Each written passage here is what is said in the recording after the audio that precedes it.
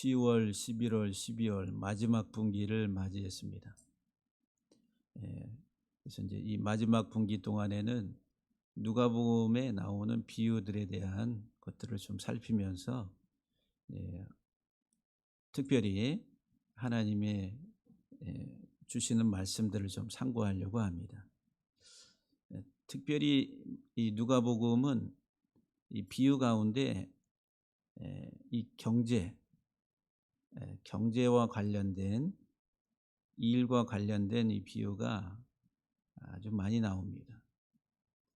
그래서 이제 이것은 오늘 우리 살아가는 우리 삶의 현실적인 문제들이다라고 하는 거예요.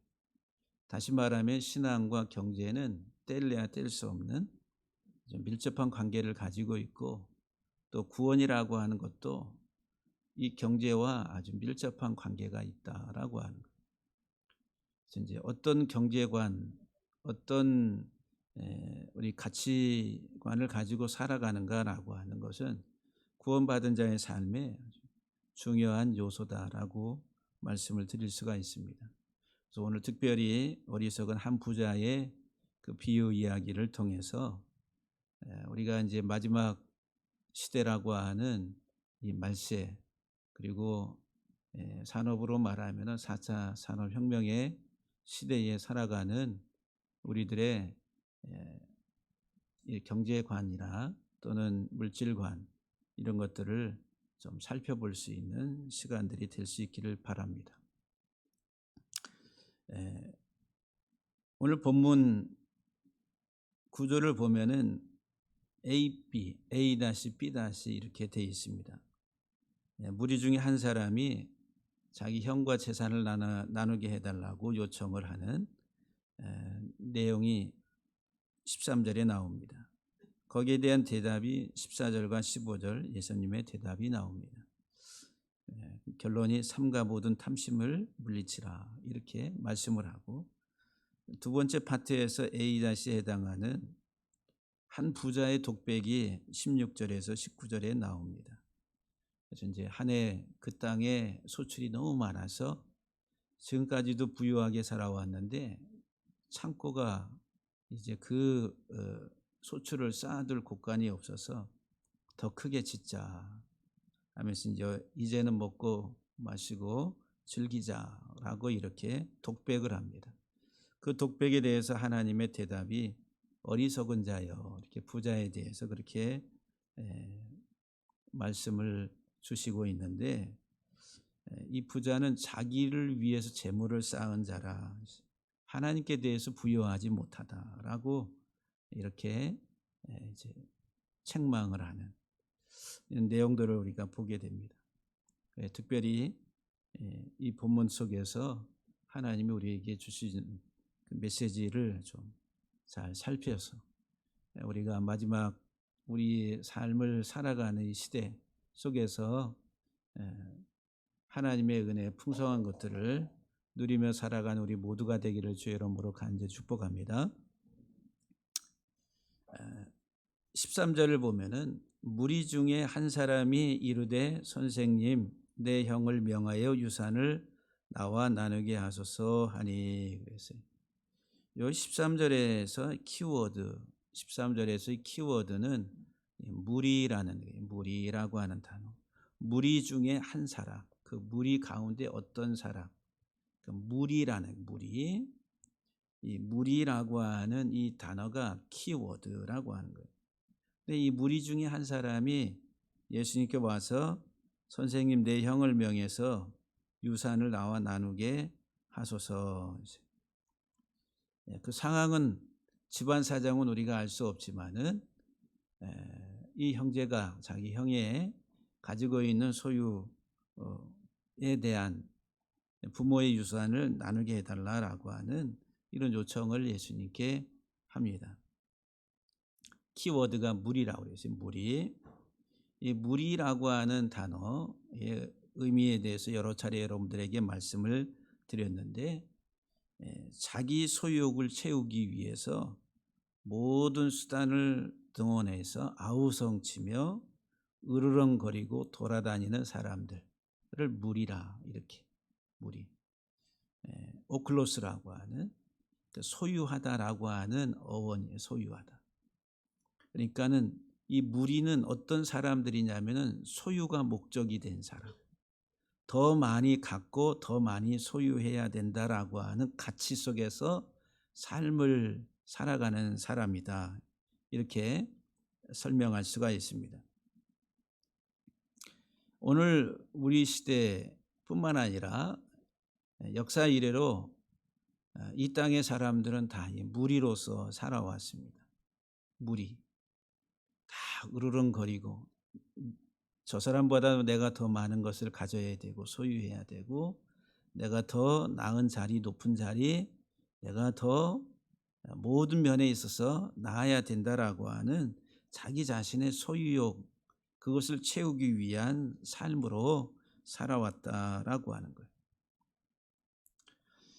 이 단어는 히브리 단어의 하몬이라고 하는 무리라고 하는 단어. 그래서 이제 어원이 으르렁거리다, 포효하다, 소동을 일으키다, 그런 뜻을 가지고 있어요. 떠들썩하게 막 으르렁거리면서 소동을 일으키는데 그 이유가 뭐냐면은 그 재물 때문에, 부 때문에. 그래서 이제 여기 이 하마라고 하는 이 단어, 울부짖다, 막 부르짖는데 그 부르짖음과 포효함이 무엇으로 인해서 오냐면은 재물을 소유하기 위한. 그래서 이제 하마에서 이제 하몬이라고 하는 군중, 무리, 다수, 그리고 소리, 중얼거림, 포효, 외침, 고함, 소동, 혼란, 이런 뜻을 다 가지고 있습니다. 동의어라는 거예요. 그러니까 이 군중이라고 하는 무리는 소리를 지르고 소동을 일으키고 혼란을 일으키고 뭐 때문에 싸워서 내 것으로 만들려고 재물을 획득하려고. 이게 이제 역사고 우리 인간 세상의 모습들이다라고 하는 거예요. 이 히브리 단어가 하마라고 하는 으르렁거리고 막 포효하는, 이게 이제 인간의 어떤 소유에 대한 속성을 나타내는데, 하마, 그러니까 우리가 이제 수상 동물 가운데 강에서 가장 등치 큰 동물이 뭐예요? 하마가 있어요. 하마가 육식 동물이에요, 초식 동물이에요? 초식 동물이에요. 초식 동물인데 입으로 한번 벌리면은 그 입 위에서 아래까지 사이즈가 1m에서 1m 50이 된다는 거예요. 그러니까 사람이 이렇게 이제 배 타고, 작은 배 타고 지나가면은 그냥 다 한 입에 물어가지고 그냥 자기를 공격한다라고 생각해, 방어적인 기능에 의해서 그렇게 공격을 한다는 거죠. 그래, 아프리카에서 이 하마로 인해서 한 1년에 죽는 사람이 한 400에서 500명 된다고. 세상에 토픽감으로는 안 나오지만은 통계가 그렇게 나온다고 그래요. 입을 벌리면 그렇게 하마. 그리고 하마의 입에 있는 송곳니는 50에서 100cm 되는 1m 가까이 큰 거는. 그래서 그걸 한번 탁 해버리면 어떻게 돼? 그냥 사람도 그냥 죽어버린다라고 하는 겁니다. 그래서 입을 크게 벌려. 하마가 으르렁거리고 더 내놔. 안 내놓으면 내가 어떻게 하겠다는 거. 폭동을 일으키고 소란을 일으키고, 이게 무리라고 하는 무리. 그러니까 14절에서 예수님께서 뭐라고 대답하시냐면 이 사람아, 그래서 이 사람아, 이 사람아, 안드로페라고 하는 이 사람아, 이게 대문자로, 앞에 대문자로 이 사람아, 이게 강조한다는 거예요. 이 사람, 키워드가 이 사람이라. 이 사람. 이 무리 중에 한 사람에 대해서 예수님이 뭐라고 그래요? 이 사람아, 그랬어요. 안드로페, 그랬어요. 이 사람아. 고린도후서 4장 16절에서는 이 안드로포스라고 하는 이 단어가 속사람과 반대가 되는 겉사람이다. 이 겉사람. 이 겉사람은 어떤 종류의 사람이냐 하면은 물질적 탐욕으로 가득 찬 육적인 사람을 겉사람이다. 이렇게. 겉사람과 속사람 나오잖아요. 겉사람은 후패하고 속사람은 날마다 새로워진다. 근데 그 겉사람이 안드로포스라고 하는 사람이란 사람. 이 사람아, 물질적 탐욕으로 가득 찬 이 세상의 육적인 사람이란 얘기예요. 누가 나를 너희 위에 재판관이나 나눈 자로 명하였느냐. 지금 이 13절과 14절에 중요한 핵심적인 내용이 뭐냐면은 탐욕, 세상적인 욕심에 이끌려 살아가는 우리 인생의 삶의 특징을 이야기하고 있다라고 하는 거예요. 그러면서 예수님께서 뭐라고 말씀하시냐면은 15절에 삼가 모든 탐심을 물리치라. 사람의 생명이 그 소유에 넉넉한 데 있지 않다라고 말합니다. 그러니까 모든 탐심을 물리치라고. 사람의 그 생명이 그 소유의 넉넉함에 있지 않다라고 예수님께서 이렇게 말씀을 주십니다. 모든 탐심으로부터 주의하라. 물리치라 이 말은 주의하라. 살피고. 그리고 모든 탐심으로부터 너희는 너 자신을 지키라고. 탐심으로부터 주의하고 자기 자신을 그 탐심으로부터 지키라. 이렇게. 왜냐하면은 우리들은 이 소유의 넉넉함, 풍부함, 많은 것들이 생명처럼 그렇게 생각되어져서 목숨처럼 그렇게 아끼고 사랑하고 그것을 추구하고 살아간다라고 하는 거예요. 그런데 그 소유의 넉넉함에 우리의 생명이 있지 않다라고 그렇게 예수님께서 말씀하십니다. 시편 3절에 보면은 악인은 그랬어요. 악인은. 성경에서 악인은 그러면은 다른 걸 생각하지 마시고 탐욕의 사람 이렇게 생각하시면 돼요. 히브리적 성경적 개념에서 악인은 누구냐? 탐욕의 사람. 악인은 그의 마음의 욕심을 자랑하며 탐욕을 부리는 자는 여호와를 배반하며 멸시하나이다. 이렇게 말합니다. 우리 인생에 있어서 우리의 몸에 들어와 있는 독소 중에 아주 강력한 게 뭐냐면 탐욕이라는 탐심. 악인은 그 탐욕에 의해서 살아가는 그 욕심을 자랑하고 탐욕을 부리는 자라. 그런데 이런 악인은 탐욕적인 이런 사람들은 여호와를 배반하고 멸시한다. 잠언 1장 19절에 보면은 이익을 탐하는 모든 자의 길은 다 이루하여 자기 생명을 잃게 하느니라. 이익을 탐하는 모든 자의 길은 어떻다고요? 자기 생명을 잃게 된다. 소유욕에 의해서 탐욕스럽게 이 세상에 더 많은 것을 소유하고 가져야 된다라고 하는 가치, 그것을 목적으로 인해서 살아가는 그 사람들의 삶은 결국은 그 소유가 내게 생명으로서 다가오는 게 아니라 자기 생명을 잃게 하는 것이 된다라고 합니다. 그래서 이스라엘 백성들에 대해서 예레미야 선지자가 예레미야서 6장 13절에 이는 그들이 가장 작은 자로부터 큰 자까지 다 탐욕을 부리며 선지자로부터 제사장까지 다 거짓을 행함이라. 작은 자로부터 큰 자까지 평민으로부터 저 귀족 왕족에 이르기까지 다 탐욕을 부린다. 이 세상에 이 땅에 우리들의 본성을 이야기해 주고 있습니다. 이 땅에 지금도 마찬가지죠. 선지자로부터 제사장까지 다 거짓을 행합니다. 뭐 때문에? 욕심으로 인해서.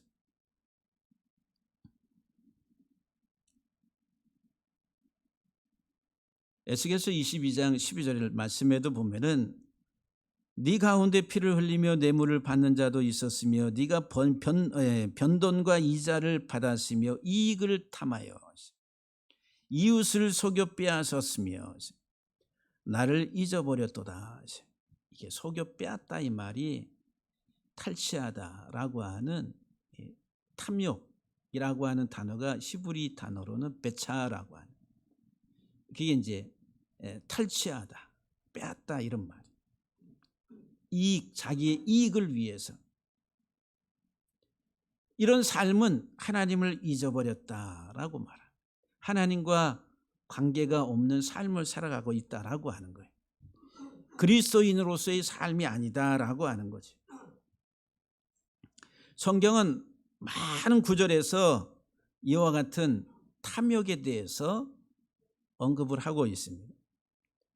출애굽기 18장 21절에 보면은 모세를 통해서 천부장, 백부장, 50부장, 10부장을 세우라고 그러는데 그 그룹의 지도자인 천부장, 백부장, 50부장, 10부장에 해당하는 이 사람들의 자질이 뭐냐 하면은 불이한 이익을 미워하는 자를 살펴서 천부장, 50부장, 백부장, 10부장으로 삼으라 이렇게 말합니다.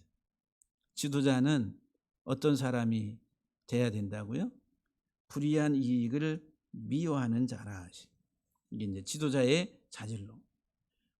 그래서 데살로니가전서 2장 5절에 사도 바울은 너희도 알거니와 우리가 아무 때에도 아첨하는 말이나 탐심에 탈을 쓰지 아니한 것을 하나님이 증언한다.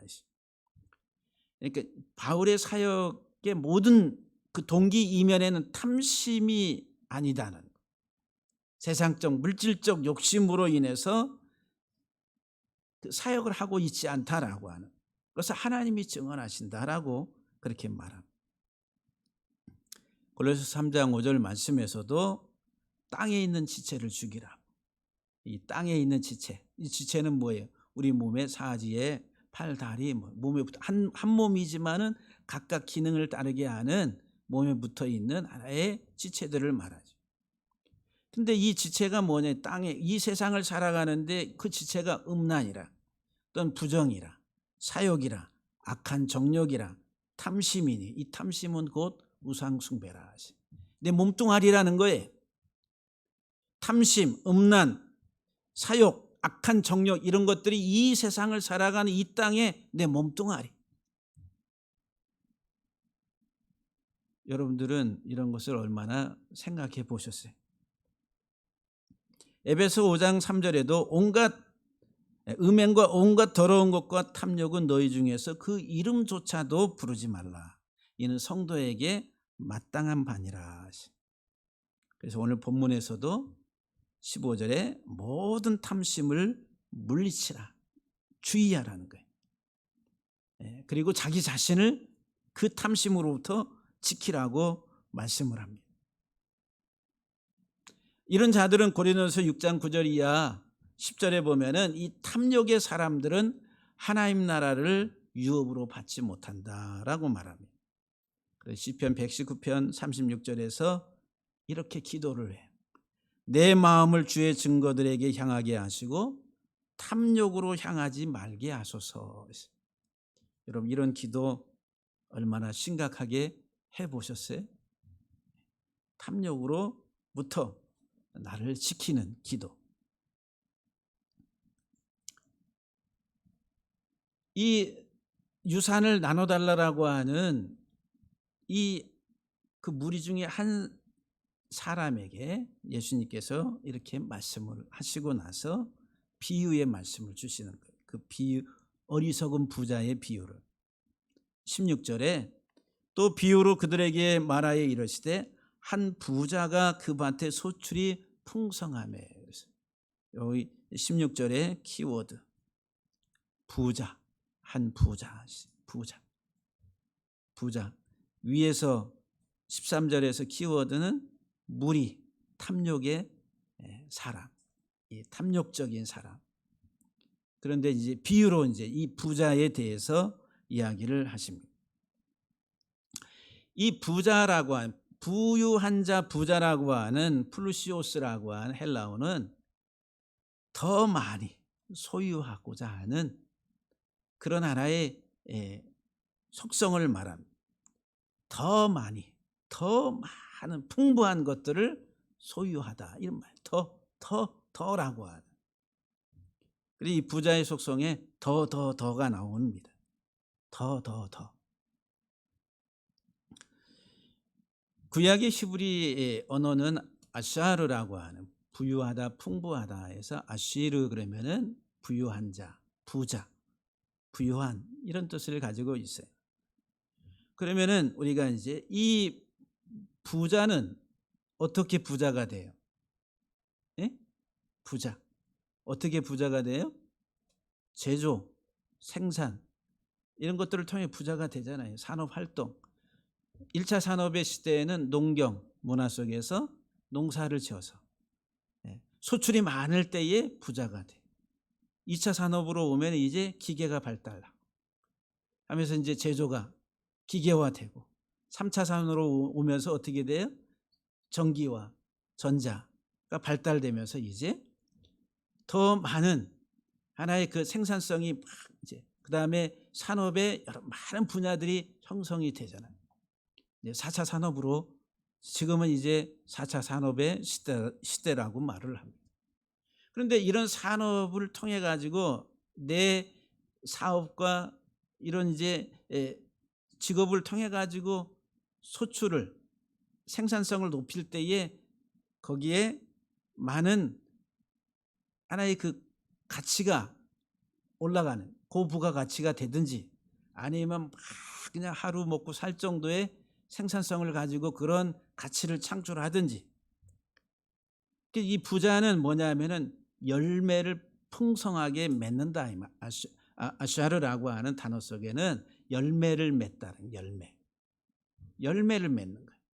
그러니까 부자는 농경 문화 속에서는 농사를 잘 지어서 많은 소출을 얻어가지고 그것을 통한 부를 창출해내는 그게 이제 부자라고 하는 부자. 현대 사회에 있어서는 여러 사업 분야가 다양하잖아요. 그런 사업을 통해 가지고 많은 이익을 남기는 그 사업을 통해 부자가 된다라고 하는 거예요. 부자. 여러분들 부자가 되는 거 악한 거예요? 선한 거예요? 네? 부자가 되는 거. 지금 제가 탐심을 버리라 그러니까 부자가 되면 안 되겠네. 이렇게 또 아주 이상하게 생각하시는 분들이 있을 수가 있어요. 탐심을 버리라니까 일도 안 하고 그냥 아주 가난하게 그냥 있는 대로 내가 그냥 하루 가서 아르바이트 해가지고 그거 벌어서 그거 먹고 살지 이렇게 생각하는 사람. 그건 어리석은 거지. 미련한 거지.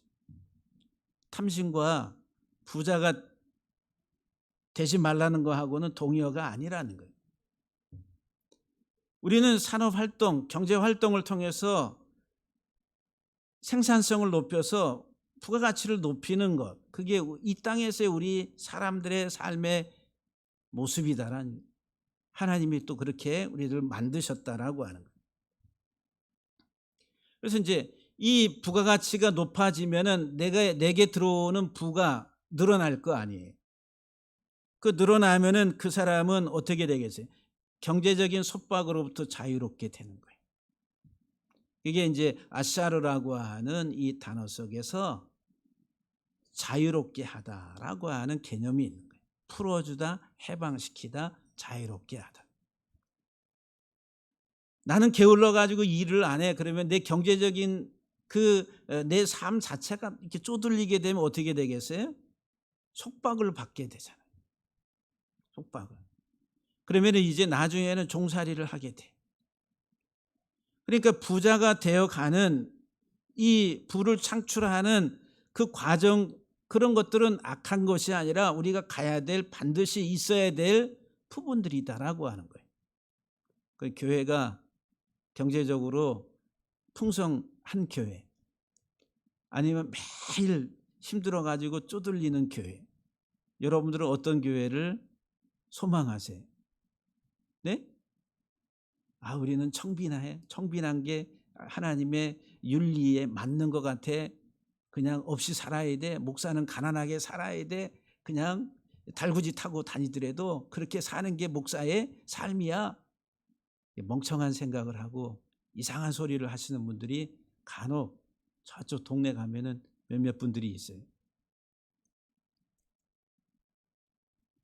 그런 사고가 정상적인 게 아닌데 하나님 우리에게 이 세상을 살아가는 데에 우리 다양한 능력을 주시고 생산활동 또는 사업적인 재능과 능력과 이런 거 다 주셨어요. 그럼 이 사회 속에서는 우리들이 그런 것을 통해서 내가 고부가가치의 인생을 사는 그 과정들은 반드시 그것을 추구해야 되고 그것을 통해서 또한 만들어내야 되는 그 과정이다라고 하는 거예요. 그것을 통해서 우리들은 이 세상의 경제적인 억압, 속박으로부터 자유롭게 된다는 거예요. 이게 아샤르라고 하는 단어 속에 개념이 들어있는 거예요. 생산성이 높아져서 많은 소출을 얻는 것, 이게 첫 번째 요소. 두 번째는 그것을 통해서 자유롭게 된다는 거예요. 해방된다는 거예요. 뭐로부터? 이 땅의 경제적인 속박으로부터 해방된다라고 하는 거예요. 이게 이제 물리적 이 사회의 이 세상의 물리적 세상의 삶의 구조가 그렇다는 거예요. 하나님이 지금 이 문자 속에서도 그것을 우리에게 말씀을 주는 거예요. 세 번째 이 아샤르라고 하는 부유하다라고 하는 이 부자라고 하는 이 단어 속에는 돕는 사람이라는 거예요. 그러니까 내가 부를 창출하고 그것을 많은 것들을 이루는 것은 궁극적으로는 개인적으로 내가 이 세상의 경제적인 속박으로부터 내가 해방되고 자유롭게 되는 것이지만은 그거는 나를 뛰어넘어서 이제 돕는 자가 되라는 거예요. 아샤르의 우시라고 하는 게 도우러오다 이 말이에요. 누구를? 사람을 돕는다 이 말이에요. 재앙과 어려움, 고난, 고통 속에 있는 사람을 돕는 기능. 이게 부의 기능이다라고 하는 거예요. 하나님이 내게 능력 주셔서 이 세상에서 풍성한 어떤 산업을 이뤘다라고 했을 때에 내가 이제 이렇게 그게 자랑할 것이 아니라 그것을 가지고 어떤 기능으로서 어떤 목적으로 그것을 활용하느냐라고 하는 이 가치, 이것이 너무너무 중요하다라고 하는 아샤르라고 하는. 그래서 이 부유하다라고 하는 이 개념 속에는 그 문자대로 그냥 소출이 풍성해서 넉넉해지는 것. 두 번째로는 자유롭게 한다는 거예요. 근데 여러분들 자유로워요, 안 자유로워요? 지금 자유롭게 살 만큼 지금 경제적 여력이 안 돼. 한두 사람 빼고 다 자유롭게. 그래 안 그래? 얼마만큼 있어야지 내가 자유로울까? 예? 여러분들은 얼마나 있으면 자유로울 것 같아? 통장에 한 10억? 예? 10억을 벌 때까지 난 자유롭지 못하다? 이런 생각 가지세요? 그 돈의 기능이 이제 그 부를 이렇게 쌓아가는 과정 속에서 내가 이제 경제적인 속박으로부터 자유로워지는 이것들을 이제 느끼고 그 삶을 통해 가지고 나뿐만 아니라 주변을 돌아보며 돕는 자가 되라고 하나님이 우리에게 그와 같은 것들을 주신다는 거예요. 할렐루야. 그러면은 우리가 부자가 돼야 돼요? 가난해야 돼요? 부자가 돼야지. 부자 다 되시기를 주의 이름으로 축복합니다. 탐심을 물리치라 그랬는데 자꾸 부자 되라 그러니까 이게 뭔가 목사님 뭐가 서로 좀 얘기할 때하고 지금 상황이 좀 이상하게 안 맞아 돌아가는 것 같은데 이렇게 또 이렇게 생각하시는 거예요. 그동안에 제가 이제 성경을 보면서 이 성경에서 말하는 구원과 현실의 삶의 문제를 하나님 우리는 현실적인 삶으로부터 끌어내신 그게 구원이라는 거예요. 애굽에서 끌어내시고 세상에 끌어내시고 바벨론에 끌어내시고 그 끌어내다라고 하는 이 단어가 이 끌어내서 우리가 죽으면 천국 간다라고 하는 이런 개념이 아니라 현실적인 삶의 가치 체계에서 우리들을 끄집어낸다 이 말은 가치의 변화예요. 생각의 변화, 사고의 변화. 그래서 이 가치 체계가 바뀌어야 되는데 이게 안 바뀐단 말이에요. 계속 성경은 창세기 계시록까지 다 그 얘기를 하고 있는 거예요. 실질적인 나의 구원의 삶이라고 하는 것은 이 세상이 뿌려놓은 이 세상적 가치 체계가 아니라 하나님이 우리에게 주신 가치 체계 속에서 우리의 삶을 살아가야 된다라고 하는 것을 말씀하고 있다라고 하는 거예요. 그런데 이 세상에서의 마귀가 뿌려놓은 삶은 자기 중심적인, 이기적인, 탐욕적인 사람으로 마귀가 그렇게 우리들의 씨를 뿌려놨어. 지독하게 우리는 자기 중심적이고 탐욕적이다. 그래서 우리 사회에 1차 산업으로부터 지금까지 산업이 발달하면서 많은 부를 이룬 기업이나 그룹들 다 보면은 소유형입니다. 소유형. 그 기업은 CEO와 주주들 그 사람들에게 엄청난 부의 축적을 이루었지만은 그러나 직장 월급 받는 사람들은 자기 시급 계산에 조금 더 해서 이렇게 주는 분배가 이제 그렇게 이루어졌다는 거예요. 소유형 기업이다라고 하는 거예요. 소유. 그것을 위해서 이제 기업을 일궜다라고 하는 거예요. 그러니까 소유라고 하는 것이 우리에 있어서 우리 이 가슴 속에는 하나의 너무너무 깊이 뿌리박고 있다라고 하는 거예요. 내가 더 많이 가지고 소유해야 된다라고 하는 이런 의식들. 그래서 이제 이 아샤르라고 하는 부유하다라고 하는 이 단어 속에는 어떤 개념이 있냐면은 통치한다 이 말이에요. 왕의 권력 힘을 쥔다는 거예요. 그 부유해지면은 그런 힘이 생겨야 안 생겨요? 네? 돈 많은 사람이 슈퍼갑이라고 그러죠. 갑질하잖아요. 비행기 타고 내가 갑질할 수 있어요? 우리는 아무것도 안 해. 우리 목소리 하나 그 사람들에게 어필되고 하는 그런 게 아니라 힘 있는 사람 이게 뭐예요? 뭔가 사회적으로 상당한 재력이 있어가지고 영향력을 주는 이런 사람들이 갑질한다고 맨날 나오는 뉴스 중에 이제 그런 것들을 많이 접하게 되잖아요. 그러니까 아샤르라고 하는 이 단어 속에 부정적인 의미에 있어서 통치자 왕이 돼서 그것을 드러내고 그것을 통해서 자기 자신을 과시하려고 하는 이런 부분들이 있다라고 하는 거예요. 우리는 이제 그런 지배 구조 쪽으로 부라고 하는 것을 생각한다는 거예요. 그것은 부가 사람을 살리는 것이 아니라 자기 자신을 드러내고 오히려 사람을 억압하는 쪽으로 잘못 오용된다라고 하는, 오용되고 있다라고 하는 거예요. 진짜 부를 바르게 가지고 하나님 안에서 하나님 주신 부를 활용하는 사람은 자유롭게 해방시키는 사람, 나뿐만 아니라 주변의 사람들에게 경제적 속박 어려움으로부터 해방시킬 수 있는 돕는 자로서의 그 기능을 하는, 그게 이제 부라고 하는 부유함. 그런데 이 어리석은 부자는 분배, 나눔, 살림이 아니라 소유라는 거예요. 소유, 지배, 소유, 자기, 이런 사고 속에서 벗어나지를 못한다. 그래서 우리가 이제 이 부가 악하고 나쁜 것이 아니라 부에 대한, 돈에 대한 가치를 어디에 두고 있는가, 그 부의 활동을 어떻게 할 것인가, 그 부에 대한 사람들의 생각과 태도가 생명을 살리기도 하고 죽이기도 한다라고 하는 거예요. 그러나 역사는 이것을 통해서 무수히 많은 사람을 죽이고, 권력을 잡고 휘두르고 살리는 쪽이 아니라 죽이는 쪽으로 악용되어 왔다라고 하는 거예요. 많은 부분에 있어서. 그래서 이 부자가 17절 말씀해 보니까 심중에 생각하여 이르되 내가 곡식 쌓아둘 곡간이 없으니 어찌할까? 곡식 쌓아둘 곳이 없으니 어찌할까? 여기 이제 내가라고 하는 단어, 내가. 그 다음에 나의 곡간이라고 하는 거예요. 나의.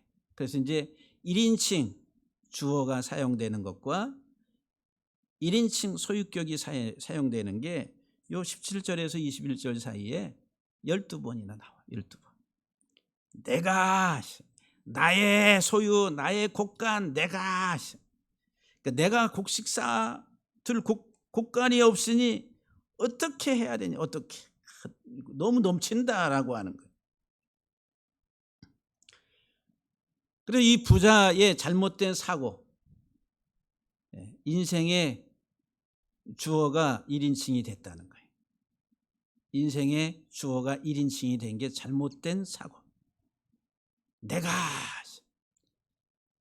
우리들은 우리 인생의 주인이 내가 아니라 하나님이라는, 하나님. 우리는 이 세상을 위임받아서 살아가는 존재들이는. 그래서 내 뜻대로가 아니라 하나님의 뜻 안에서 하나님의 뜻이 무엇인가를 분별하고 그것을 따라서 가야 되는데, 그 하나님의 뜻이 아니라 이제 내가 주어가 돼서, 주체가 돼서 내가 내 맘대로라는 게, 내 맘대로. 가장 위험한 거예요.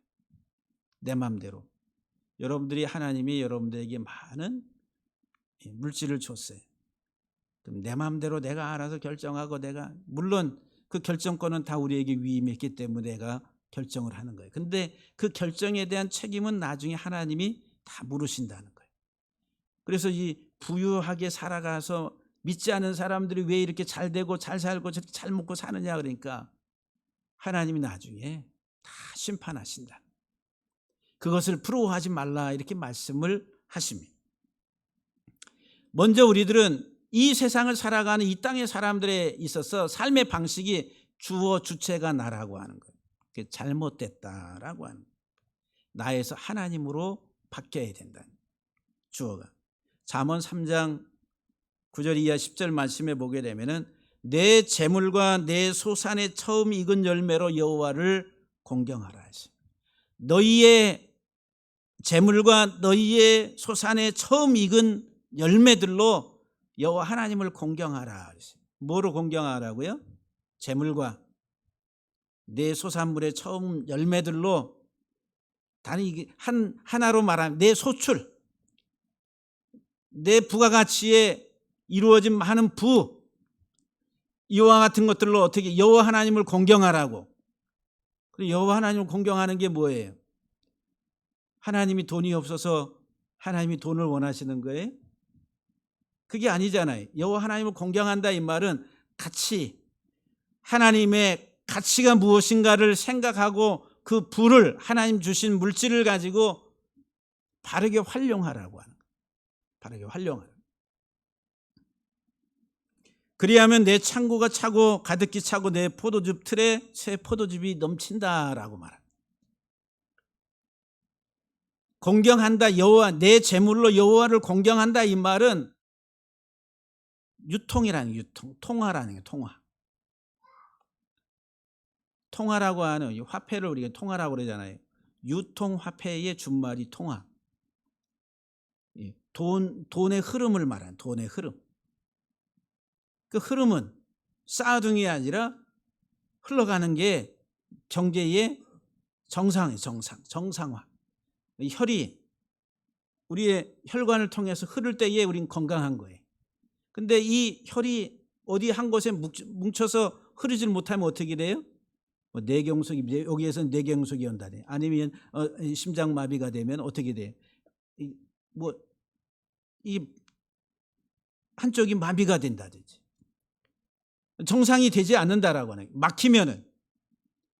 사회 경제도 마찬가지예요. 하나님 주신 피와 같은 이 혈, 이 부가 잘 흘러서 위에서부터 아래까지 잘 흘러서 모든 사람들이 다 건강하게 삶을 사는 게 건강한 사회인데 막히면 안 되는. 그런데 이 부자는 쌓아두는 거예요. 여러 해 먹고 마시고 즐기고 할 이제는 됐다. 쉬어라. 불어라. 즐기자. 이런 이제 고백을 하고 있다니, 독백을 이 부자가, 이 부유한 부자가 세상을 살아가는 이 땅의 사람들의 삶의 의식 속에는 이와 같은 것들이, 노후에 이제는 한 10억만 있으면은 근심 걱정 안 하고 그냥 잘 살 것 같은데, 이런 생각을 많이 해요. 우리 현실의 삶의 구조 속에서. 근데 하나님 우리에게 이제 오늘 본문 22절 이하에 보게 되면 무엇을 먹을까 마실까 입을까 염려하지 말라고, 이 모든 것들은 다 너에게 있어야 될 것들, 이것을 하나님이 아시고 다 주신다라고 말씀하세요. 여러분 믿으십니까? 안 믿으신가 봐. 예? 우리 목사님들도 이렇게 모여서 이렇게 얘기하다 보면은, 이제 노령연금 받지, 그 다음에 무슨 연금 받지, 그 다음에 또 이 교단에 가입한 또 연금 받지, 뭐 하지, 그래. 한 300만 원, 350만 원, 이게 뭐 연금으로 타는 게, 나는 이제 뭐 든든해. 또 어디서 또 나오는 게 있어. 뭐 해가지고 막 그런 얘기를. 그럼 나는 할 얘기가 하나도 없어요. 국민연금 들어간 게 있나, 무슨 연금 들어간 게 있나, 아니면 뭐 들어간 게 있나, 아무것도 없어요. 통장에 그렇다고 뭐 쌓아둔 잔고라도 있으면은 오히려 마이너스만 있는 상태. 근데 저는 평안합니다. 평안. 안 믿으시는 것 같아요. 하나님이 다 알고 지금까지 인도하시고 나에게 모든 것들을 채워주는 하나님이, 노후에도 다 하나님 알아서, 그래서 뭐 놀고 먹고 가만히 있으면 저 까마귀가 물어다가 또 우리 주듯이 뭐 그렇게 뭐 그거는 아니겠지요. 하나님의 대책과 방편이 있겠지요. 예. 그냥 믿음으로 모든 것을 다 맡기고 살아가는 그 믿음이 필요하다라고 하는 거예요. 근데 이 어리석은 부자는 내가 주인이 돼서 12절에 보면은, 18절에 보면은 또 이르시되 내가 이렇게 하리라, 내가 이렇게 하리라, 이제 자기 계획을 세워. 내가 이제 이렇게 하리라, 내 곡간을 헐고 더 크게 짓고 내 모든 곡식과 물건을 거기 쌓아두리라. 이제 더 크게, 더 크게, 더 많이, 야 쌓아두자. 이제 만족을 모르는 끝없는 탐욕의 모습이다라고 하는 거예요. 이게 부자의, 이 어리석은 부자의 삶의 태도라고 합니다. 하나님 우리에게 뭐라고 말씀하시냐면, 소유욕에서 무엇으로? 나눔으로. 이건 사랑입니다. 하나님은 우리에게 모든 것을 다 주신 분이라. 아낌없이 다 내어주신 분. 사실 생명까지 다 주신 분이라. 이게 하나님의 경제의 원리, 삶의 원리라고 하는 거예요. 주라고 하는, 주라고. 소유욕에서 나눔 주라고. 어리석음에서 지혜로움으로, 죽이는 것에서 살리는 것으로, 할 수만 있으면 내가 가지고 있는 이것을 통해서 어렵고 힘든 저 영혼들을 어떻게 살릴 수 있는가, 그것에 하나의 내가 도구로 사용될 수 있다라고 한다면은 그거보다 더 귀한 일은 없다. 이런 가치를 여러분들이 갖고 하나님 앞에 기도하시고, 그리고 하나님이 주시는 물질을 활용하시고, 그래서 이제 죽이는 것에서 살리는 것으로, 사망에서 생명으로, 이게 하나님의 경제 원리예요. 이런 이제 죽이는 것에서 살리는 것, 사망의 생명으로, 이것은 뭐예요? 흘러보내는 거, 주는 거예요, 주는 거. 아니 목사님, 줘야 될 것이 있어야 주지요. 이게 무슨 소리예요? 꺼놓으세요. 꺼놓으시고, 목사님 줘야 될 게 있어야 주지요. 사업도 하다 보면 이제 자본금을 가지고 오픈을 해요. 그럼 오픈해서 손익분기점이라는 게 있잖아요. 매출이 있고 마이너스가 되다가 플러스가 되는 자기의 모든 것들을 다 제하고서 이제 남는 어떤 손익분기점이 넘어갔을 때에 이제 그것이 순수익이다라고 이야기할 수 있잖아요. 그럼 여러분들의 삶에 있어서도 내가 이 정도 가지고 생활할 때에 어느 정도 잉여 남는 어떤 것들이 있으면은 이제 그것이 이제 자기 삶에 있어서는 나눌 수 있는 것들이 된다라고 하는 거예요. 그거는 이제 여러분들이 어떤 가치를 가지고 있느냐가 중요하다라고 하는 거예요. 욕심이 한도 끝도 없으면은 우리는 나눌 그런 생각을 못 하는 거예요. 내가 지금 가지고 있는 게 100인데 100을 통해서 내가 쓰고 90을 쓰고 10이 남는다 그러면 남는 거 가지고 내가 나눠야지. 살리는 그런 하나의 그 하나님의 주신 부를 그렇게 활용해야지라고 한 이런 사고방식. 그게 이제 국가로 말하면 10%의 세금을 걷어들이고 교회도 11조라고 하는 것을 통해서 나눔이란 나눔. 그것은 이제 어떤 조직을 위한 것들이지만 그러면 여러분 우리가 사회에서 지금까지 산업이 전부 다 소유형으로 왔어요. 한 오너와 주주들의 많은 이익을 가져가는 이런 소유형. 근데 이제 공유 기업이 이제 발생이 됐어요. 4차 산업으로 오면 3차 말기서부터 해가지고 그래 공유라고 하는 내 거를 가지고 내놔서 다른 사람도 활용하고 그게 뭐 스윙이라고 하는 킥보드 뭐 이런 거 우버 버스 회사 에어비앤비라고 하는 숙박 이런 비어있는 내 집을 내놔서 다른 사람들이 와서 저렴하게 이용하고 하는 이게 이제 하다 보니까 대박이 터져가지고 세계의 탑10 그룹에 들어가는 이제 근데 자기 가지고 있는 자산 이런 어떤 생산성이 있는 그런 것들은 없어요. 그냥 플랫폼이라고 하는 것에 올려놨다가 와서 사용하고 수수료 가져가는 이런. 그런데 이제 지금 현대의 4차 산업의 이 회사들의 하나의 그 가장 중요한 하나의 그 키워드가 플랫폼이라는 플랫폼. 너도 나도 이제 플랫폼. 근데 플랫폼을 통해서 이제 플랫폼 공유 분배라고 하는 가치를 가지고 시작을 했는데 어떤 소유보다도 나눔이라고 하는. 그래서 활용 이런 것에 가치를 뒀는데 하다 보니까 부가 너무 많이 발생이 되는 거예요. 이런 현상이 일어났다라고 하는 거예요. 소유형의 그런 이제 플랫폼이라. 근데 이제 앞으로 가면 갈수록 이제 그런 것들이 발생이 되고 그런 것들을 개발하고 막 이제 너도 나도 다 그거 하려고. 그런데 이 소유형이 아니라 분배. 그것을 통해서 발생되는 수익의 80% 90%를 거기에 가입되어 있는 회원들한테 나눠주는 분배형의 플랫폼.